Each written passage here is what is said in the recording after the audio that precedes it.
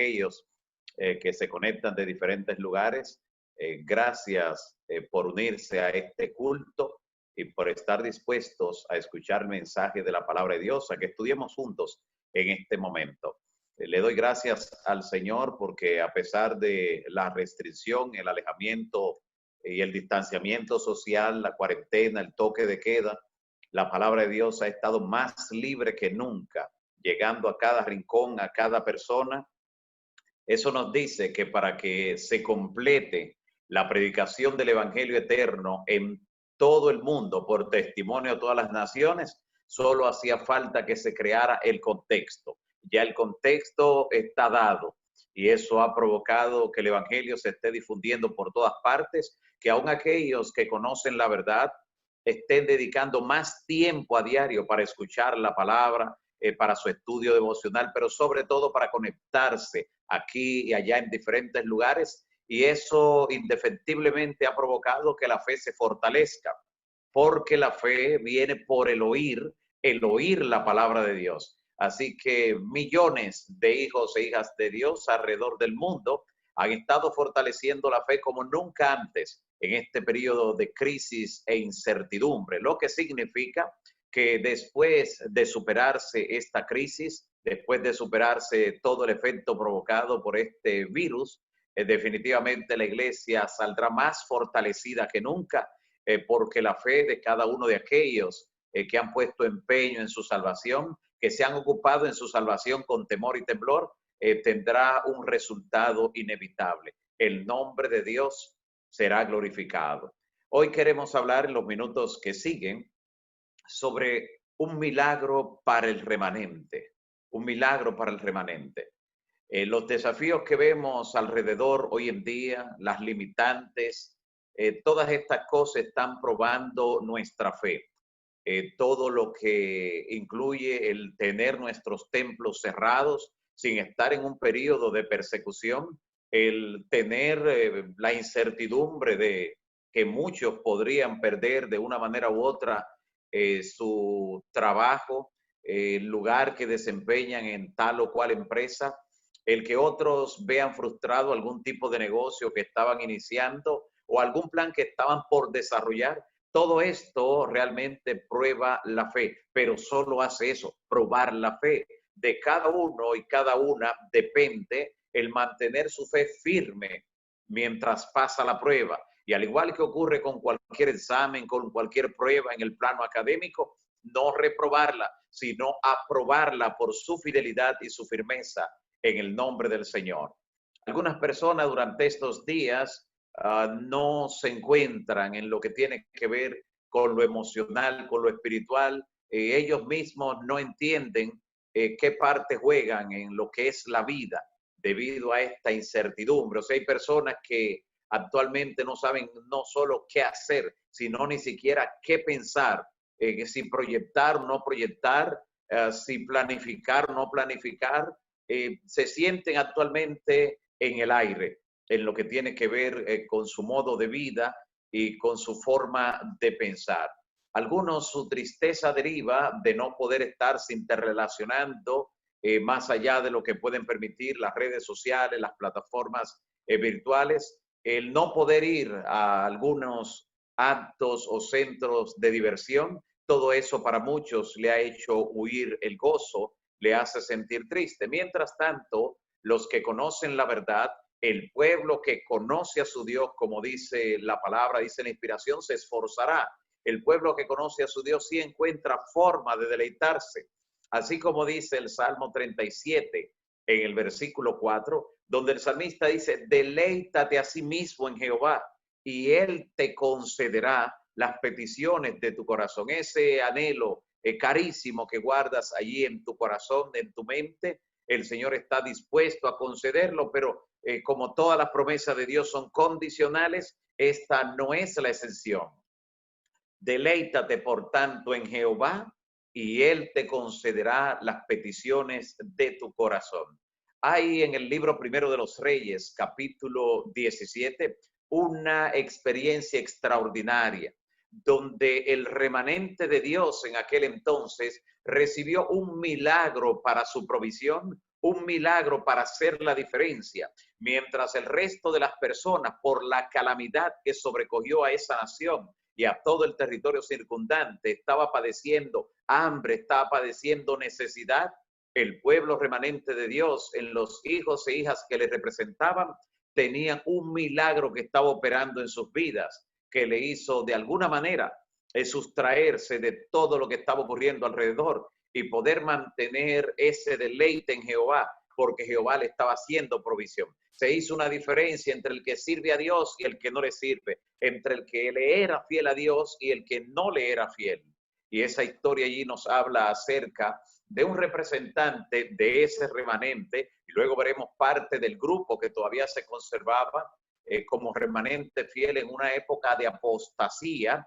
De hecho, la incertidumbre, la crisis, la calamidad que vino sobre la tierra en ese instante, en ese entonces, lo hizo justamente como consecuencia de la apostasía, de la idolatría generalizada que había en la nación de Israel. Y allí entonces se nos habla del representante por excelencia de ese remanente, por lo cual ese nombre es válido en diferentes épocas de la historia. Estamos hablando de Elías, del cual Cristo dijo, Elías a la verdad vino y vendrá, refiriéndose a las múltiples dimensiones del tiempo donde vemos presente a Elías. Pero este era el Elías literal.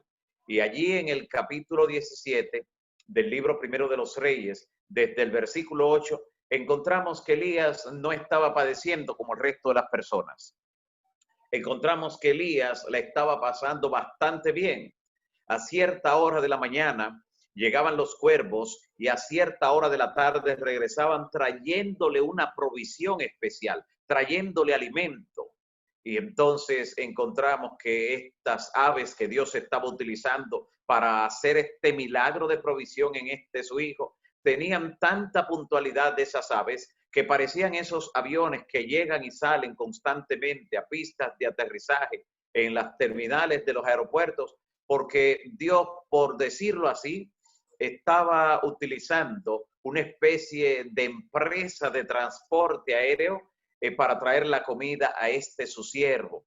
Y traían una comida para él en una manera muy especial. Pero no solo él. En algún instante Elías pensó que solo él se mantenía fiel a Jehová de los ejércitos. Y aunque él pensaba eso, Dios le mostró que él se había reservado todavía 7,000 personas. Esos componían el remanente. 7,000 personas que no habían doblado su rodilla ante Baal. Y estos siervos de Dios, donde se encontraban, de una u otra forma, Dios estaba haciendo un milagro para ellos también, para protegerle, para proveerle en momentos de necesidad. Así como lo relata el libro primero de los Reyes, en el capítulo 18, versículo 4. En el capítulo 18, en el versículo 4, dice, pues sucedió que cuando Jezabel destruía, mataba a los profetas del Señor, Abdías tomó a 100 profetas y esto lo hizo a riesgo de su vida. Se estaba realmente jugando su integridad personal y tomó a 100 profetas y los escondió de 50 en 50 en una cueva y los sustentó con pan y agua. Este grupo también, parte de esos 7,000 que no habían doblado sus rodillas delante de Baal, parte de ese remanente fiel de Dios, estaba también recibiendo la provisión necesaria en una época de sequía, de hambruna, una sequía que azotó a toda esa nación, toda esa tierra, por 3 años y medio. Es algo abrumador.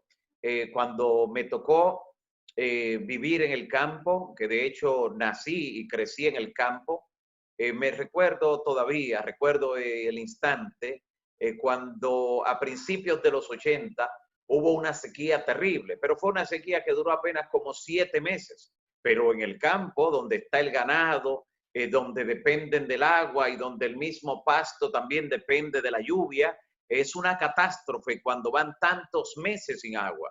Recuerdo que llevábamos el ganado transponiendo varios kilómetros hasta el río más cercano, que distaba varios kilómetros, para dar de beber a las vacas.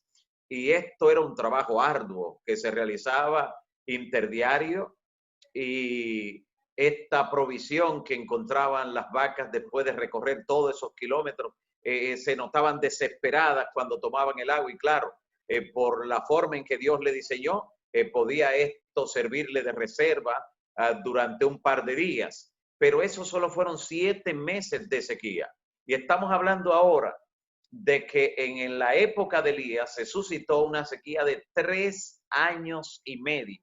Faltaba de todo, porque todo lo que el ser humano utiliza como sustento, como alimento, como nutriente, viene normalmente de la agricultura, viene normalmente del campo, viene de la agropecuaria en sentido general y todo eso estaba afectado. Las muertes se contaban por miles y millones de animales y algunos seres humanos también estaban padeciendo ya la muerte producto de esta situación catastrófica. Elías hizo conforme a la palabra de Jehová, obedeció a la palabra, era un siervo fiel y fue y habitó junto al arroyo de Querit. Era un momento que no había de permanecer junto al resto de la población, había una condición especial, Dios le dio la indicación, le dio una señal de que debía abandonar ese lugar y fue y habitó allí junto al río Jordán, al frente del río Jordán. Y los cuervos allí le traían pan y carne por la mañana, dice el versículo 6, versículos 5 y 6 de este capítulo, perdón, de este capítulo 17. Y le traían también la provisión en la tarde, pan y carne. Así era sustentado Elías y tomaba agua del arroyo Querit que estaba allí, era como un brazo, era uno de los afluentes del río Jordán. Pero sucedió, dice en el versículo 7, sucedió después de algunos días que se secó el arroyo. Llegó el momento de la prueba. En medio de la provisión divina, en medio del milagro que Dios estaba realizando, de repente llegó la prueba. Sí, en la vida espiritual no todo es color de rosa. En la vida espiritual vienen los momentos de prueba que nos hacen crecer, fortalecer la fe, crecer en la gracia. Y esto era lo que estaba ocurriendo. Dios pudo mantener el arroyo fluyendo constantemente. El milagro que hizo para llevar alimento a Elías todos los días, 2 veces por día, era un milagro mayor. Sin embargo, Dios permitió que las cosas sucedieran de manera normal. Producto de la sequía, se secó el arroyo, pero esto permitió el escenario, creó el contexto nueva vez para que la gracia de Dios, su poder, se manifestara en la vida de este su siervo, como estaba ocurriendo en la vida de su pueblo remanente, en esos 7,000 que no habían doblado sus rodillas delante de Baal. Así que cuando se secó el arroyo, el Señor entonces de nuevo le habló a Elías, vino palabra de Jehová a Elías diciendo, levántate, ve a Sarepta de Sidón y habita allí. Y Dios le dice, he aquí que yo he designado allí a una mujer viuda para que te sustente.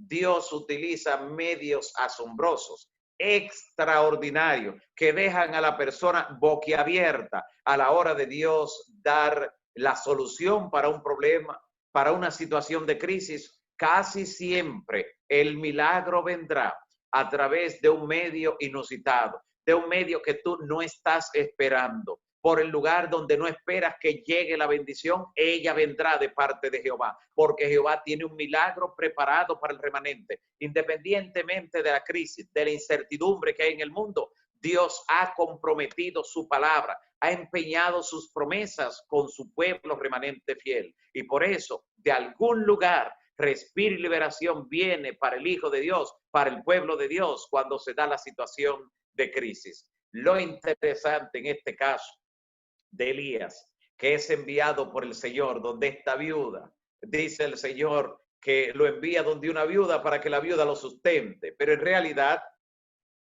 Dios estaba enviándole un milagro también a esa viuda, que era parte del pueblo invisible de Dios, no era parte de la nación de Israel, pero era parte de aquellos que ejercen fe, aunque no están dentro del pueblo, no tienen toda la luz, todavía el Señor no les ha mostrado la luz en una forma que despierte en ellos convicción. Claro, una vez brille la luz en su esplendor delante de ellos, vendrán a formar parte del remanente, porque es lo que dice el Señor. También tengo otras ovejas, dice en Juan 10:16, que no son de este redil, las cuales me conviene traer. No le conviene dejarla ya, me conviene traer para que haya un solo rebaño, que siga un solo pastor, que es Cristo Jesús. Así que Dios envía a Elías donde una viuda, una mujer que para aquel entonces todas las condiciones que le rodeaban a ella la hacían vulnerable, la hacían que ella fuera la que tuviera la extrema necesidad,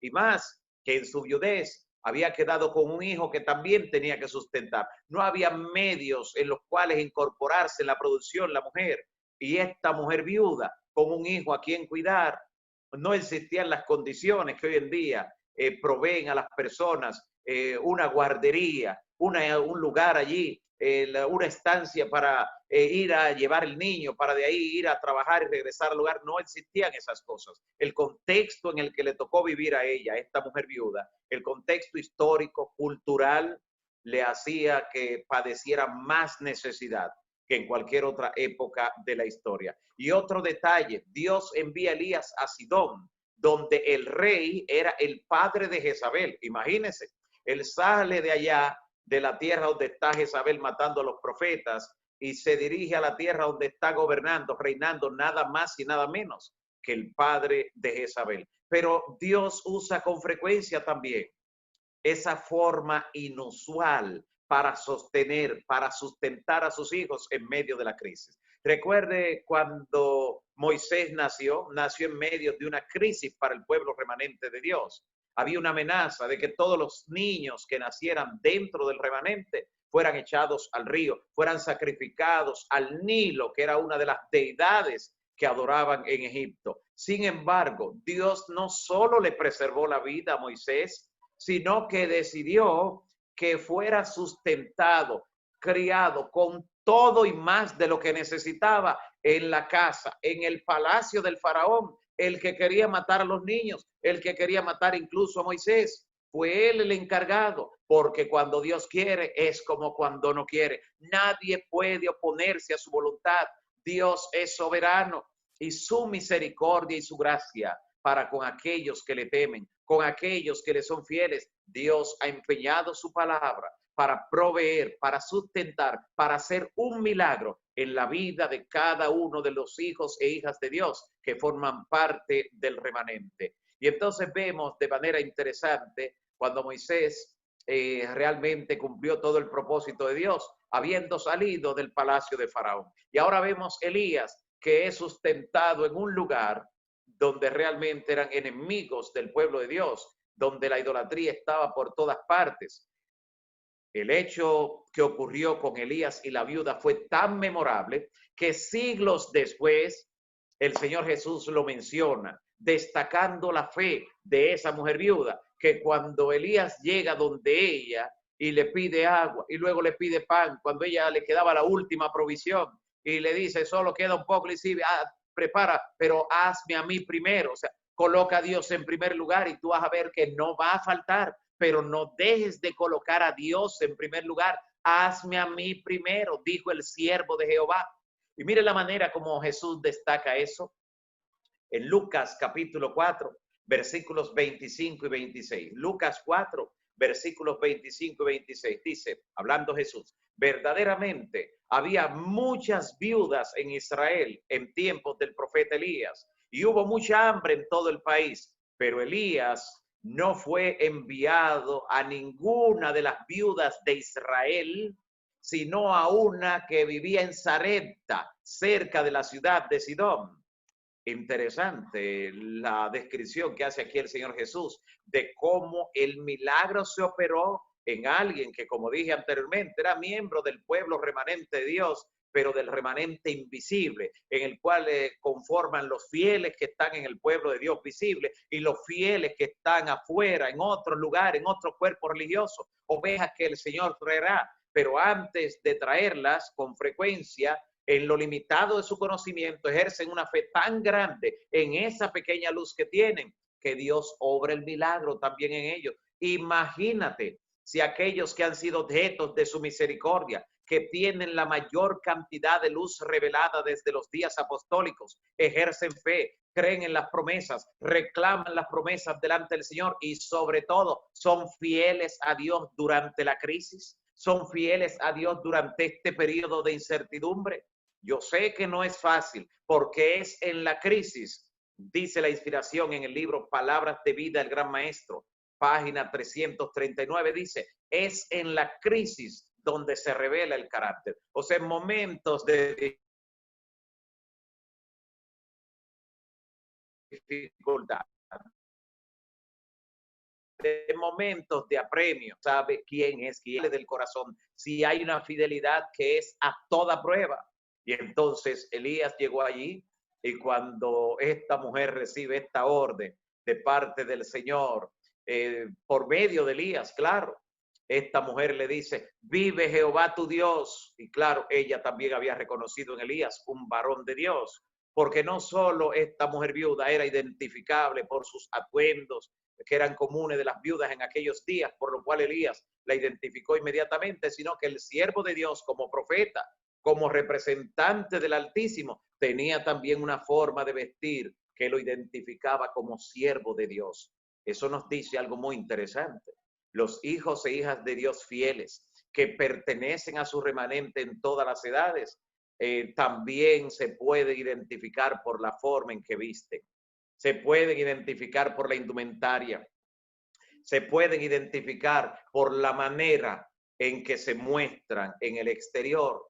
Si a algunos les gusta decir para sentir libertad o libertinaje en hacer lo que quieren en ese sentido, les gusta decir que nadie tiene que fijarse en mi exterior porque Dios conoce mi corazón. Y aunque solo Dios conoce el corazón, Dios nunca dijo que a alguien lo van a conocer por lindo y bello corazón que tenga. Jesús dijo, por sus frutos lo conoceréis. Así que debemos tomar una enseñanza en esta parte también, porque dice la palabra en Romanos 15:4, que las cosas que antes se escribieron para nuestra enseñanza fueron escritas, para que por medio de la consolación de las escrituras tengamos esperanza. Todo lo que está escrito es para darnos una gran lección. Y esta mujer entonces le dijo a Elías, vive Jehová tu Dios, que no tengo pan cocido. Solamente tengo un puñado de harina en la tinaja y un poco de aceite en la botella. Esto le quedaba a la viuda durante esa crisis generada por la sequía de 3 años y medio. Pero ¿qué podrá quedarte a ti? ¿Qué te queda a ti en estos momentos? Cuando miraste esta tarde en la despensa, ¿cuánto de harina quedaba? Simbolizando toda la provisión sólida entre los alimentos. ¿Cuánto te quedaba allí? ¿Y cuánto de aceite? Representando el aceite también y las demás provisiones que son líquidas dentro de los alimentos. Es posible que en algún caso o en más de un caso también esté pareciendo que queda la última provisión, que ya da para una vez y algo quedaría, pero solo para una vez más. Y entonces lo interesante es el mandato que le dice Elías a ella. Lo interesante, la manera como él le describe, como él le habla, y le dice claramente, no tengas ningún temor, no temas de dar el paso correcto. Dice en el versículo 13, no tengas temor, le dice Elías, veas como has dicho, pero de ello hazme a mí primero una torta pequeña y tráemela, después harás para ti. Y ella realmente tuvo fe y dio el paso importante. El versículo 14 él le dice, porque así ha dicho Jehová, la promesa que nunca falta, la palabra que Dios ha empleado, ha empeñado para sus hijos e hijas fieles, porque así ha dicho Jehová, Dios de Israel, la harina de la tinaja no se acabará y el aceite de la botella no faltará hasta el día en que Jehová dé lluvia sobre la superficie de la tierra. La provisión de Jehová, mi hermano y hermana, la provisión de Jehová, mi amigo y amiga, no te faltará hasta que se haya salido de esta crisis, de esta incertidumbre generada por el coronavirus. No escaseará, pero el Señor te está pidiendo que des esa demostración que dio la viuda, que reconozcas a Dios de lo poco, de lo mucho, que reconozcas a Dios primero en tu fidelidad. Si tienes fidelidad al Señor, puedes reclamar la promesa con seguridad, sin temor. Nunca sería bueno en un periodo de incertidumbre, de escasez, tener cuentas pendientes con Dios, ni la conciencia está tranquila. Al momento de orar no se puede tener ningún grado de certidumbre de que el brazo poderoso de Jehová se va a mover. Qué bueno es tener la paz que engendra saber que con Dios todo anda bien, que nuestra fidelidad a Dios no está fallando, no está faltando. Podremos entonces decir con confianza, sin temor, como el apóstol Pablo en Filipenses capítulo 4. En Filipenses capítulo 4, mire la manera que la versión Dios habla hoy de las Escrituras se rinde este pasaje. Filipenses 4:11 al 13 dice: no lo digo porque yo esté necesitado, pues he aprendido a contentarme con lo que tengo. Sé lo que es vivir en la pobreza y también sé lo que es vivir en la abundancia. He aprendido a hacer frente a cualquier situación mediante esto que estamos viviendo. Es posible que muchas personas que no tenían esa experiencia estén aprendiendo como el apóstol Pablo. Dice, he aprendido. Es algo que se aprende en la escuela del gran maestro que es Cristo cuando se presenta el contexto, como ahora. He aprendido a hacer frente a cualquier situación, dice. Lo mismo estar satisfecho que a tener hambre, a tener de sobra que a no tener nada. A todo puedo hacerle frente, dice el verso 13. A todo puedo hacerle frente gracias a Cristo que me fortalece. Gloria al Señor. Qué bendición poder decir así como el apóstol Pablo, tener esa certeza, tener esa seguridad, saber que estamos sirviendo a un Dios que es fiel, que nunca falla, que Él siempre cumple sus promesas, que aunque el ser humano pueda fallar por algún instante, que aunque el ser humano pueda ser infiel, Dios es fiel. Mira lo que dice el apóstol Pablo en 2 Timoteo capítulo 2 versículo 13. 2 Timoteo 2:13. Dice el apóstol Pablo, si fuéramos infieles, Él, refiriéndose a Dios, Él permanece fiel, porque Él no puede negarse a sí mismo.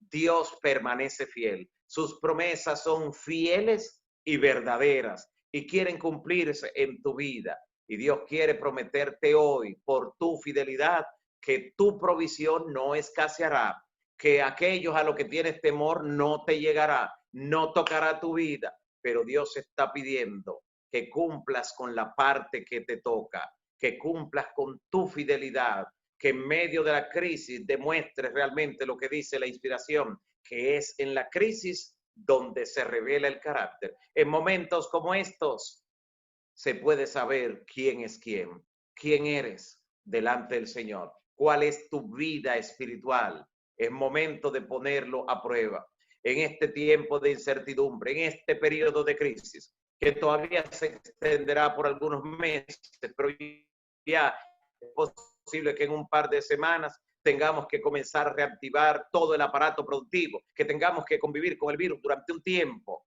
porque en algún momento, producto de detenerse la economía y la producción, en algún momento puede faltar la alimentación y las muertes que pueden generarse por hambre son más terribles que las que pueden generarse por algún contagio que al final no tiene un porcentaje, una tasa de mortalidad como la tiene la hambruna, que arrasa con poblaciones enteras, que puede provocar un desorden y un levantamiento social. Así que en un par de semanas es lo más seguro, se irá reactivando todo poco a poco y yendo de lo poco a lo mayor.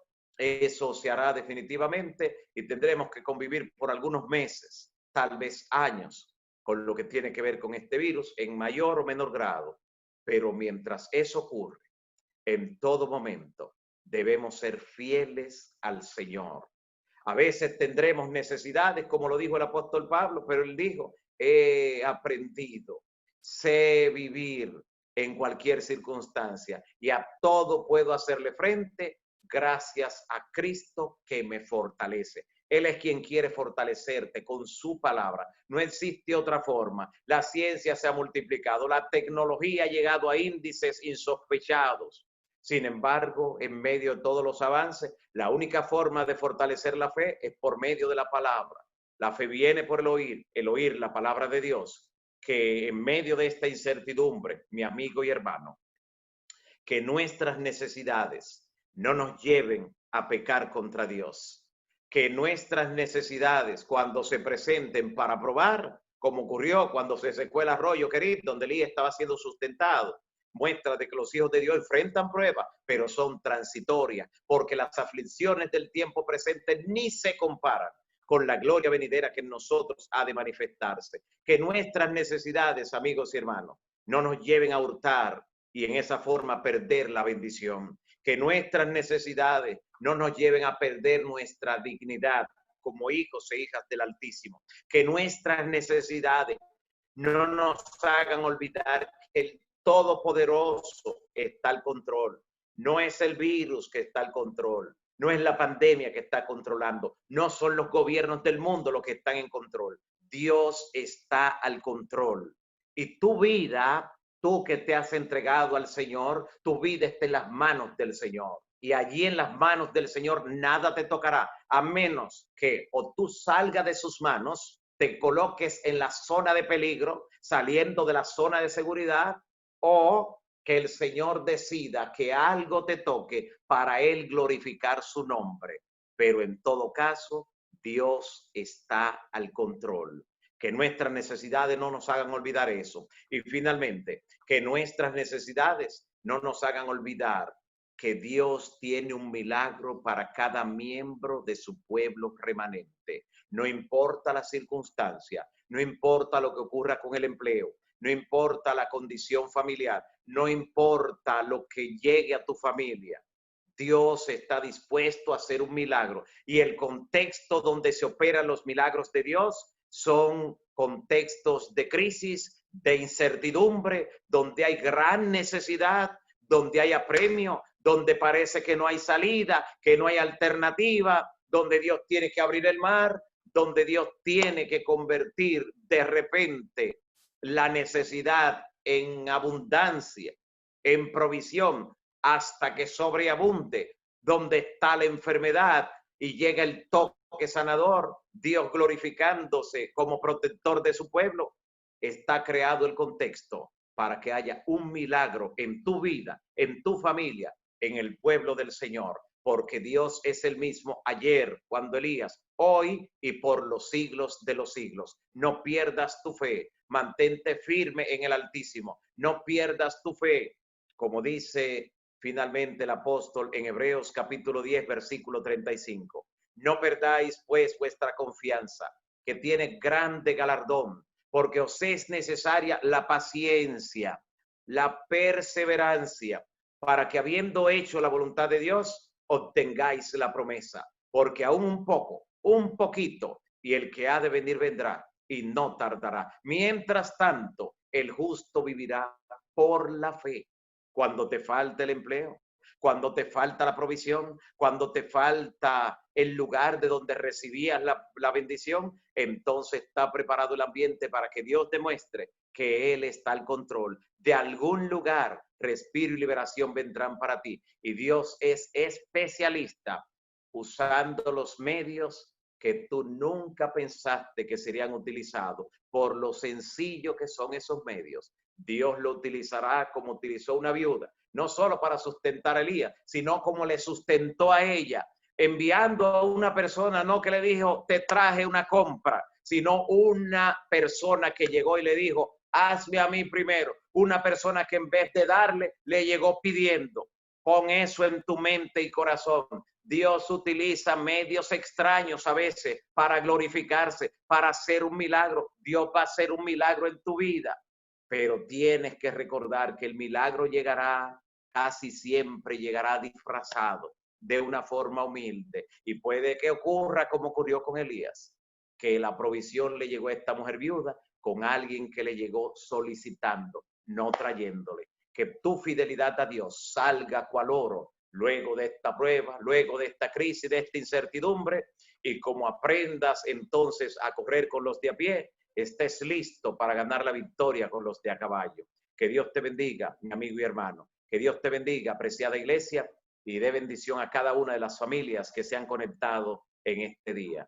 En este momento quiero que oremos pidiendo la bendición del Altísimo, pidiendo dos cosas de manera especial. Número uno, que nosotros nos mantengamos fieles al Señor día tras día y todo el tiempo que nos reste nuestro paso por la vida, la fidelidad quede registrada en los libros del cielo. Número uno. Y número dos, que Dios haga el milagro, porque como sus promesas son condicionales, nuestra fidelidad ya aporte la parte humana para que Dios haga el milagro en tu vida, en tu familia. Te invito a orar en este momento, inclinando tu rostro, cerrando tus ojos y hablando al Creador.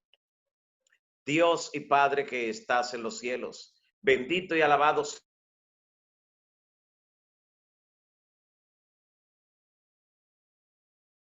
sea tu nombre para siempre. Gracias que tú siempre has tenido un milagro para tu pueblo remanente. Lo hiciste cuando liberaste a tu pueblo de Egipto. ¿Cuántos milagros? Cuánta provisión milagrosa, aún en el desierto, en medio de la extrema necesidad, en el desierto, donde no había supermercado, donde no había ningún tipo de distribución de alimentos, donde no había ningún plan para los que estaban en cuarentena. ¿Cómo le diste provisión hasta que sobró y abundó? Lo hiciste con Elías, lo hiciste con los demás, con los 7,000 que te reservaste, porque no doblaron su rodilla ante Baal, porque te eran fieles a ti. Y lo harás también en esta parte de la historia, donde la incertidumbre y la crisis se ciernen no solo sobre el mundo, sino sobre muchos de los miembros de tu pueblo para ponerlos a prueba.